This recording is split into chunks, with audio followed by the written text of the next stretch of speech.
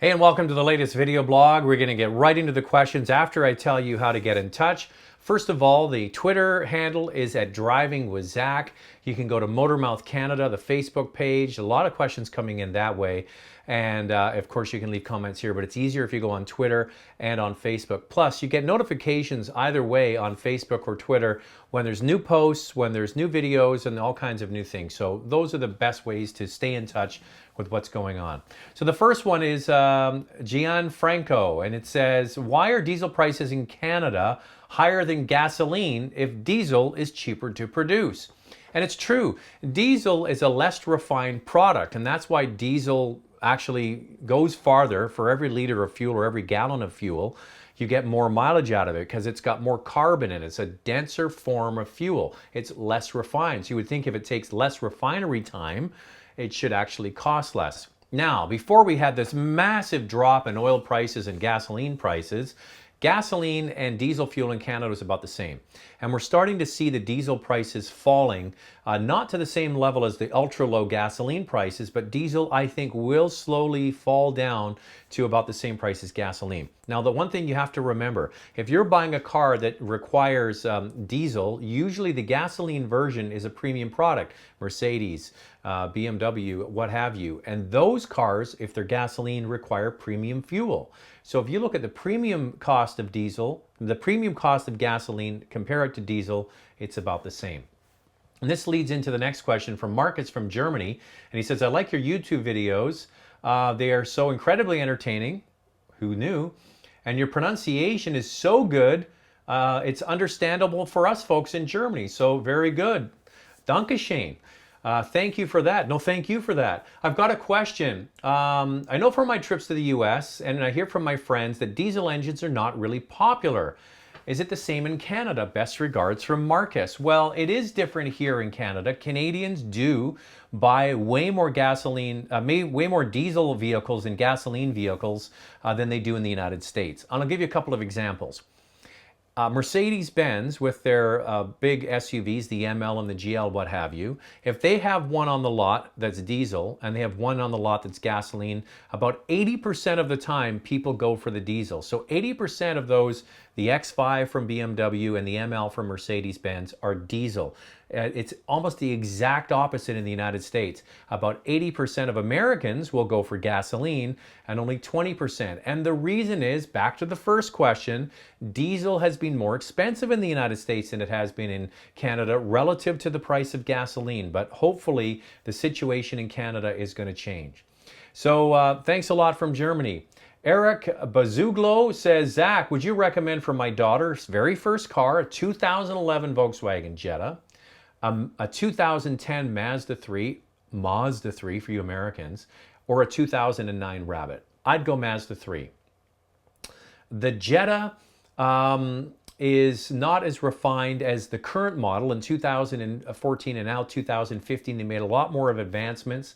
They went to an independent rear suspension where in the previous version it was not, and much better interior. So that last Jetta was really kind of basic. The Rabbit I wouldn't choose. The reliability issues with Volkswagen have gotten a lot better over the last little while, but if you're going to put your daughter in a car, it's going to handle well. That Mazda 3 will handle well. It has a known entity in the resale market. It's got independent suspension. So for her first car, I'd go with the Mazda.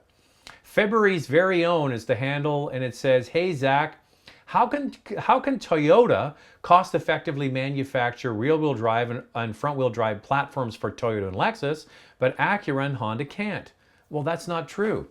Acura, for example, has their new TLX, which is available in front-wheel drive and all-wheel drive, and it's made off the Honda Accord platform. So your theory is out. Brendan Friesen says, hey, Zach, what do you think of the Volkswagen Tiguan? Is it still a good competitor among crossovers? Is it trailing behind, waiting for a refresh? Well, yeah, it is due for a refresh for sure. And the Tiguan, they've taken that platform and made it into Audi's Q3, and it just got a refresh. Was announced at the Detroit Auto Show. So you can almost bet dollars for donuts that yes, a new Tiguan is coming. And here's the good news: if you're wanting to get a Tiguan, which is a good product, they're going to make it a little bit bigger. and it's going to be available with a diesel engine. Speaking of diesel, that 2-liter diesel that's in the Golf and the Passat and the Jetta will probably slide right into that Tiguan. The reason they can't do it now is because of the compact shape. They can't fit in the urea, the AdBlue treatment for the diesel particulate fumes. So that's what's going to happen. So the Tiguan, I call it kind of like halfway between a 4-cylinder and a V6 crossover, because it's got that turbo engine in it. But yes, it's getting a little bit long in the tooth. Republic of Doyle seems to get a question in every time. Thank you very much for the jingle you sent once again. I see dealers advertising used corporate cars. I assume these were given to journalists. Would you ever buy one?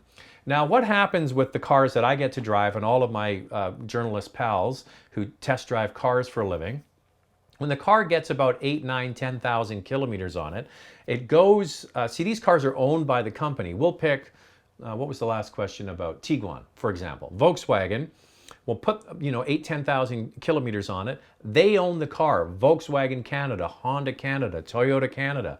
And then they make that vehicle available for the dealers to bid on.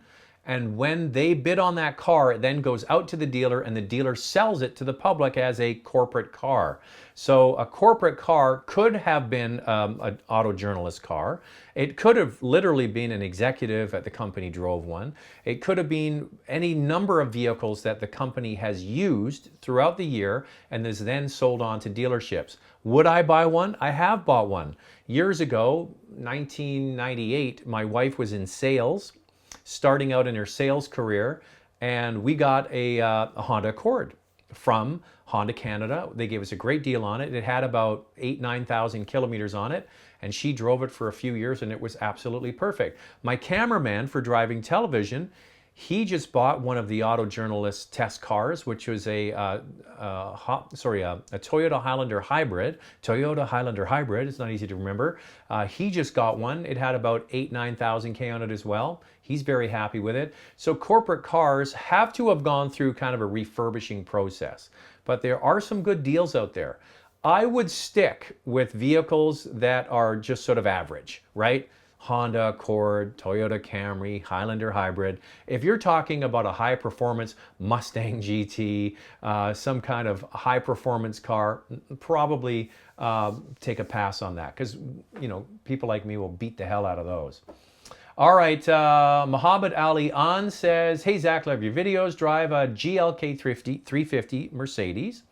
Notice the Eco StartStop struggles below -5. Can you explain how it works? For those that don't know, most modern cars today, when you pull up to a stop sign or a stoplight and you sit for a period of time, the engine will shut off. And this is to obviously not use fuel while you're sitting at a stop sign. And this system is automatic, Eco Start Stop. And then when you lift your foot off the brake or you jiggle the steering wheel, the engine comes back to life and you shoot away from the traffic light. Now, he's saying it's struggling below -5. Now, what does the engine do for a car when it's cold? It provides heat.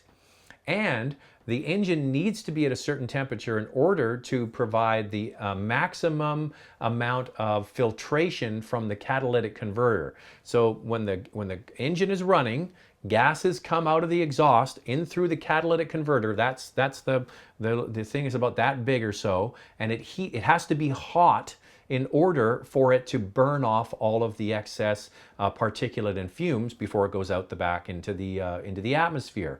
So that has to be hot, and the only way to keep it hot is with the engine running. Now the other thing is you have to have that engine running in order to provide heat inside the cabin. So probably what's happening is that the car isn't right up to absolute perfect operating temperature and will not switch off at a stop sign when the temperature is cold, because it has to do those two things. It's got to keep everybody inside warm, and it's got to keep that emission system up to temperature. Justin Lavallee says, my computer went off right then. Justin Lavallee says, love your video blogs. Questions about all-wheel drive. What are the best systems out there? Subaru, Audi, what are the differences? Now, Subaru and Audi work on a similar system in that they have a continuous power shift to all four wheels. The less expensive systems, or the simpler systems, have what's called a slip and grip system. And we'll use an example like the Honda CR-V, for example. It sends power to the front wheels And if there's no slip, it doesn't send any extra grip to the back wheels. That's what's called a slip and grip system. So that computer will notice if one of the wheels is slipping, like with your ABS system, your traction control, and it will automatically transfer power to the back wheels. Now, the more advanced systems like Subaru symmetrical all-wheel drive system or the Audi Quattro system, it has power of some degree going to all of the wheels at all times. And that system is much quicker to adapt to any surface changes, and those systems are more advanced. So that's a basic understanding of how it works.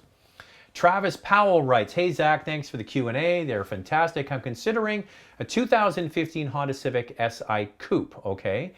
But I wasn't able to find reviews of yours since the Honda made a revamp in 2014 to address complaints of the 2012 and 2013 SI Coupe. What are your thoughts on this car? I have a mid-90s Civic SI and looking to upgrade to the new benefits associated with the vehicle. Don't want to break the bank. I'm a car enthusiast for a daily driver, live in the mountains and roads, and drive in the winter months. I don't like hatchbacks. What are your thoughts? Much appreciated. Well, the Civic SI is a great car. It has a 2.4-liter four-cylinder engine with just over 200 horsepower, available with a manual transmission, and the coupe format obviously is something that definitely looks pretty good. Some people not crazy about the styling of the new 2014-2015. Now, I'm not really aware of the complaints around the 2012-2013 model. The biggest complaints around the Civic I've always had, and they did rectify a lot of the problems, were the noise inside the cabin. Then they went to the cheap dashboard. So in 2012, they brought out the model with the cheap dashboard, and everybody piled on Honda because of that. So they fixed that. And then they changed the sound insulation. And then so 2014, they brought out the new head unit and the stereo and all the features that you can get on the inside. So they've been changing, incremental changes each and every year. So yes, so the newest one is going to have much better dash, much better infotainment system, safety features, and quieter. But the engine is a beauty, and it is a very nice car to drive and handles beautifully well. So the SI, compared to your 90s model, will feel like a spaceship in comparison. And here's the thing, I always say to people, if you have a brand of a car, for example, if you drive a Nissan Altima, or in this case, a Honda Civic SI, and you're happy, doesn't Honda or Nissan deserve to get your business back? If it's been a good car for you and they've provided you good transportation, shouldn't they get the first crack at keeping your business? So there you go. Go back and check out the SI for yourself. Ian Collette says, been watching reviews forever, very helpful and unbiased. I particularly like when you call out the stupid questions. So that's good. Yeah, this guy lives in the Boston area and he commutes to work using public transportation. My family car is a 2013 Honda Odyssey Touring. It seems to me that there are tremendous value in the used luxury car segment in the United States. For example, a 10-year-old Porsche Boxster you can have for less than $14,000. A 10-year-old Mercedes C55 AMG was just listed for under $10,000. Is this because of potential hazardous repair bills? If you're going to get an older German car strictly for summer driving conditions, so this guy lives in the Boston area, wants to drive the car on windy New England roads, what would you go with? I want to keep it under $15,000, drive the car from May to October. Cheers from Ian. And there you go. That's a bit of a long question. So here's basically surmising what he's saying. He takes transit to work. He's got a minivan for the family. He wants a fun car to drive from spring to fall. He's got about 15 grand to spend. What should he buy? Here's my advice to you, Ian. You live on the East Coast of the United States in Boston. Huge dump of snow you guys have had over the last little while, and more coming as we go through the rest of the winter.